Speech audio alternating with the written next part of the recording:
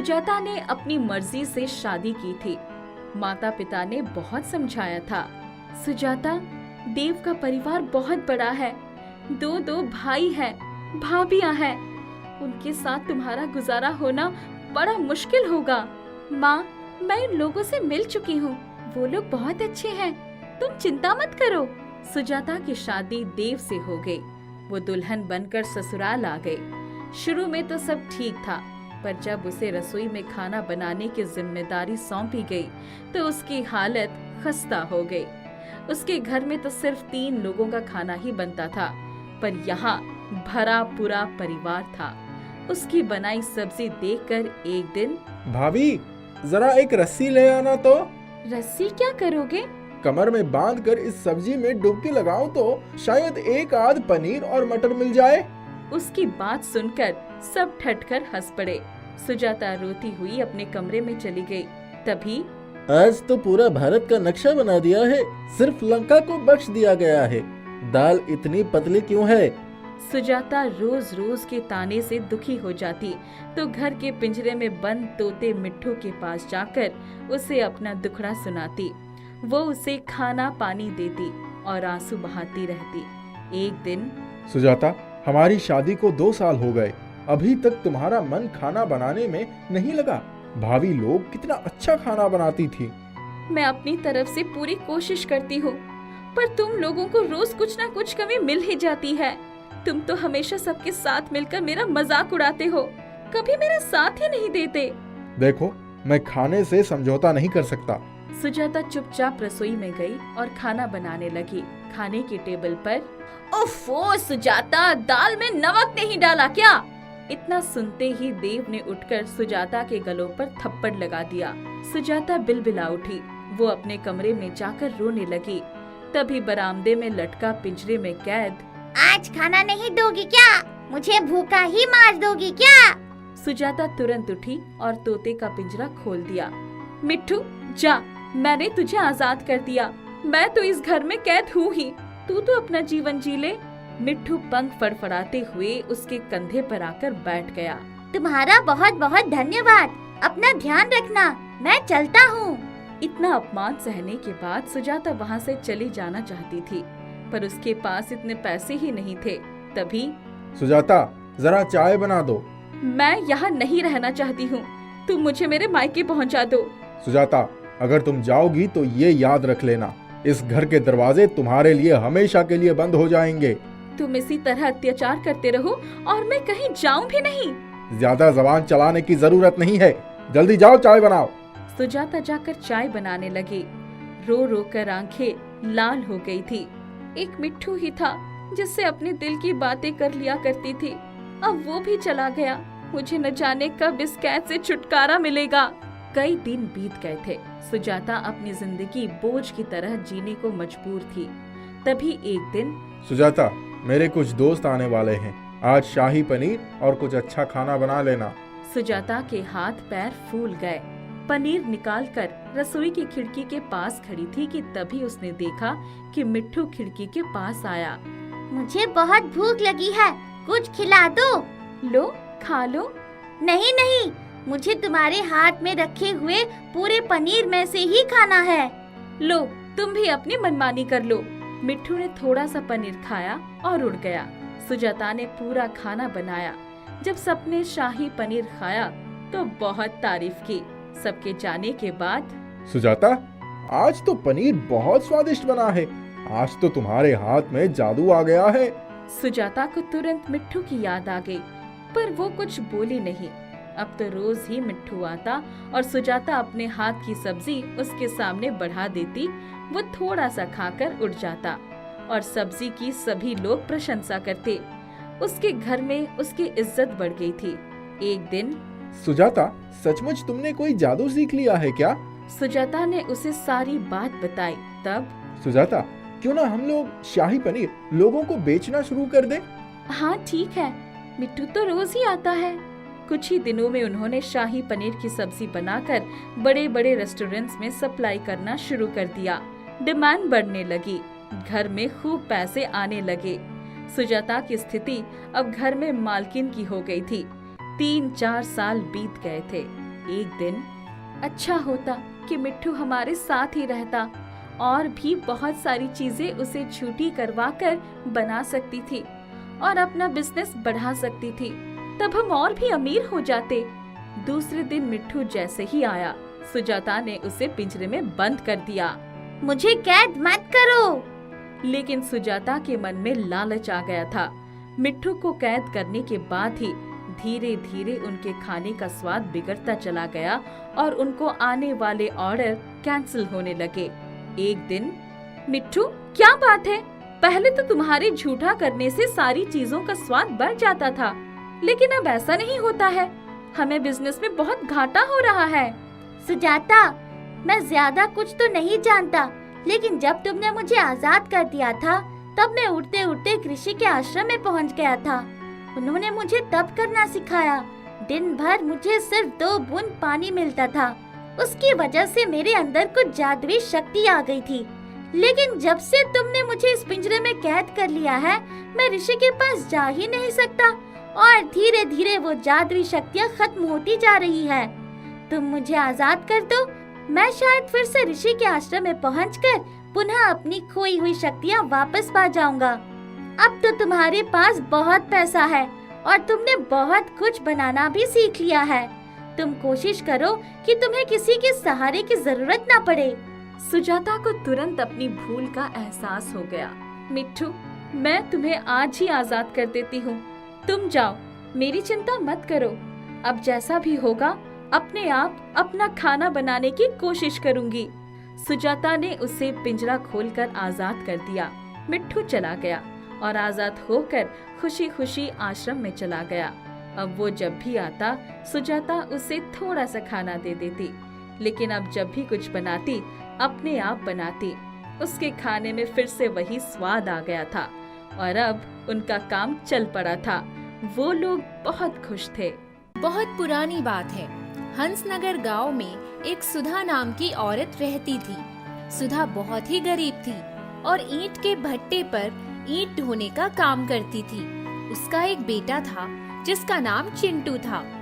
सुधा दिन भर ईंट के भट्टे पर काम करके अपना और चिंटू का पेट भरती थी और चिंटू की पढ़ाई का खर्च भी उठाया करती थी। लेकिन कभी कभी ऐसा भी होता था कि घर में खाने के सामान की कमी होने के कारण चिंटू और उसकी माँ सुधा आधे पेट खाकर भी सो जाया करते थे। ठीक से खाना पीना न मिलने के कारण चिंटू दिखने में बहुत ही दुबला पतला और कमजोर था।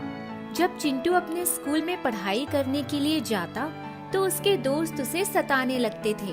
इन सब से चिंटू बहुत परेशान रहता और स्कूल जाने से कतराया करता था। माँ, मैं बहुत कमजोर हूँ ना। स्कूल में बच्चे मुझे सताते हैं, कभी कभी मार भी देते हैं। बेटा, तुम गुरुजी से उनकी शिकायत क्यों नहीं करते? मैं एक दिन तुम्हारे स्कूल आ जाऊंगी, उस बच्चे की शिकायत भी करूंगी। एक दिन स्कूल में जब सारे बच्चे खेल रहे होते हैं तब चिंटू भी उनके पास खेलने के लिए जाता है। क्या तुम लोग मुझे भी इस खेल में शामिल कर सकते हो? मैं भी आज कबड्डी खेलना चाहता हूँ। चिंटू के स्कूल में बंटी नाम का लड़का है जो बहुत ही मोटा और तगड़ा होता है। अबे चल, तू क्या सूखी हड्डी से कबड्डी खेलेगा? तेरे अंदर कबड्डी खेलने के लिए ताकत है क्या? इतना कहकर बंटी चिंटू को जोर से धक्का देता है, जिससे चिंटू को बहुत तेज चोट आती है। वह रोने लग जाता है और रोते रोते घर वापस आता है। चिंटू को रोते देखकर सुधा चिंटू के पास आती है। क्या हुआ चिंटू, तुम इतना क्यों रो रहे हो? माँ, स्कूल में सारे बच्चे मेरा मजाक लेते हैं। वे मेरे दुबले पतले होने की वजह से मुझे अपने साथ किसी भी खेल में शामिल नहीं करते हैं। मगर आज तो उस बंटी ने बहुत तेजी से धक्का देकर मुझे गिरा दिया, जिससे मुझे चोट आ गई। अच्छा, अब चुप हो जाओ। मैं उस बंटी के घर जाकर उसके मम्मी पापा को समझाती हूँ कि अब से वह बंटी को बोले कि तुम्हें परेशान न करे और तुम्हें मारा न करे। सुधा चिंटू को अपने साथ लेकर बंटी के घर जाती है। बहन जी, आपके बेटे बंटी ने आज मेरे बच्चे चिंटू को बहुत तेज धक्का दिया है, जिससे उसे बहुत चोटें भी आई हैं। कृपया आप उसे समझाइए कि इस तरह से किसी भी बच्चे को धक्का नहीं दिया जाता, क्योंकि चिंटू भी अभी बहुत छोटा है। सुधा की बातें सुनकर बंटी की माँ किरण गुस्सा हो जाती है। अरे सुधा, बच्चों में तो लड़ाई झगड़े होते रहते हैं। अब मेरा बच्चा हष्ट पुष्ट और तंदुरुस्त है तो इसमें उसकी क्या गलती। तुम भी अपने बच्चे को पौष्टिक चीजें खिलाया करो, जिससे अब तुम्हारा बच्चा भी तंदुरुस्त हो जाए और अपनी रक्षा स्वयं कर सके। क्योंकि मैं तो अपने बच्चे को पौष्टिक चीजें खिलाती हूँ। मेरा बच्चा प्रत्येक खेल प्रतियोगिता में प्रथम आता है। अब तुम्हारा बच्चा दुबला पतला और कमजोर है तो कोई क्या करे। इतना कहकर किरण अपने घर का दरवाजा बंद कर लेती है। किरण की यह बातें सुनकर सुधा बहुत दुखी होती है और चिंटू को अपने साथ लेकर फिर से अपने घर आ जाती है। मेरे पास तो भरपेट खाना खिलाने के लिए पैसे नहीं हैं। अब मैं पौष्टिक चीजें चिंटू के खाने के लिए कहाँ से लाऊं? एक दिन सुधा और चिंटू खाना खाने के लिए बैठे रहते हैं। तभी उनके घर एक ब्राह्मण आता है। ब्राह्मण बहुत भूखा रहता है। अरे बेटा, तुम्हारे पास कुछ खाने के लिए है क्या? हाँ गुरुजी, अभी मैं और मेरे माँ खाना खाने के लिए ही जा रहे थे। चलिए अब आप भी हमारे साथ भोजन ग्रहण कर लीजिए। ब्राह्मण घर के अंदर आता है और उनके साथ खाना खाने के लिए बैठ जाता है। सुधा के पास पैसे न होने के कारण उस दिन उसके घर में सिर्फ सूखी रोटी और अचार ही था खाने के लिए। सुधा शर्माते हुए सूखी रोटी और अचार चिंटू और ब्राह्मण जी की थाली में परोस देती है। अरे बेटा, क्या तुम्हारे पास इस रोटी के साथ खाने के लिए ये सिर्फ अचार ही है? तुम सूखी रोटी इस अचार के साथ कैसे खाओगे? ये लो, मेरे पास एक घी का डब्बा है। इस घी को तुम अपने रोटी में लगा लो, जिससे तुम यह रोटी और अचार आसानी से खा सकते हो। ब्राह्मण जी सुधा को उस घी का डिब्बा देते हैं। सुधा उस डिब्बे में से घी निकालकर ब्राह्मण, चिंटू और अपनी रोटियों पर लगा लेती है और फिर तीनों बैठकर खाना खाने लगते हैं। बेटा, इस घी के डब्बे को तुम अपने पास ही रखना, शायद इससे तुम्हारी परेशानियां दूर हो जाएं। इतना कहकर ब्राह्मण वहाँ से चले जाते हैं। अगले दिन जब सुधा ईंट के भट्टे पर काम करने जाती है तो वह अपने सर पर ढेर सारा ईंट उठाकर रखने लग जाती है। आज इन ईंटों का वजन इतना कम क्यों लग रहा है? फिर वह अपने सर पर थोड़ा और ईंट रख लेती है। मुझे तो अभी भी इन ईंटों का वजन कम लग रहा है। फिर वह अपने सर पर बहुत सारे ईंट उठाकर रखने लग जाती है। अब वह एक बार में ज्यादा उठाने लगती है। यह देखकर भट्टे पर मौजूद सारे मजदूर आश्चर्यचकित रह जाते हैं और वे सब एक टक से सुधा की तरफ देखने लगते हैं। तभी वहाँ उस भट्टे का मालिक आता है। जब वह देखता है कि सुधा बहुत सारे ईंट उठाकर एक बार में ही रख रही है तो वह सुधा के पास जाता है। अरे सुधा, इतने सारे ईंटों को एक ही बार में अपने सर पर उठाकर क्यों रख रही हो? क्या ये तुम्हें वजन नहीं लग रहे हैं? जी नहीं मालिक, मुझे तो इन ईंटों का वजन पता ही नहीं चल रहा है। मैं इन ईंटों को आसानी से उठा पा रही हूँ। यह देखकर मालिक बहुत खुश हो जाता है। फिर तो ये बहुत ही अच्छी बात है। तुम तो अब अकेले ही 3 लोगों के जितना ईंटें एक ही बार में उठा ले रही हो। इससे मेरा काम और भी बढ़िया हो जाएगा। अब से मैं तुम्हारा पगार 3 गुना बढ़ा दूंगा, क्योंकि अब तुम 3 आदमी के काम अकेले ही कर रही हो। फिर ईंट के भट्टे का मालिक सुधा के काम से खुश होकर सुधा का पगार 3 गुना बढ़ा देता है, जिससे सुधा भी बहुत खुश हो जाती है। जब सुधा घर आती है तो इधर चिंटू भी बहुत खुश रहता है। पता है माँ, आज मास्टर जी के कहने पर स्कूल के बच्चों ने मुझे भी अपने खेल कबड्डी में शामिल कर लिया और आज मैंने अकेले ही 4 लोगों को हरा दिया। इससे मेरे स्कूल के मास्टर जी मुझसे बहुत ही खुश हुए और उन्होंने अब मुझे खेल प्रतियोगिता में भी हिस्सा लेने के लिए कहा है। चिंटू की बातें सुनकर सुधा के खुशी का ठिकाना नहीं रहता। जब चिंटू और सुधा खाना खाने के लिए बैठते हैं तब सुधा फिर से देसी घी का डिब्बा खाने के लिए निकालती है। जब सुधा उस देसी घी का डिब्बा खोलकर देखती है तो हैरान रह जाती है। अरे, जब उस दिन ब्राह्मण जी मेरे घर पर खाने के लिए आए थे तब मैंने इस डिब्बे से बहुत सारा घी खाने के लिए निकाल लिया था, मगर आज फिर से इस डिब्बे का घी उतने का उतना ही है।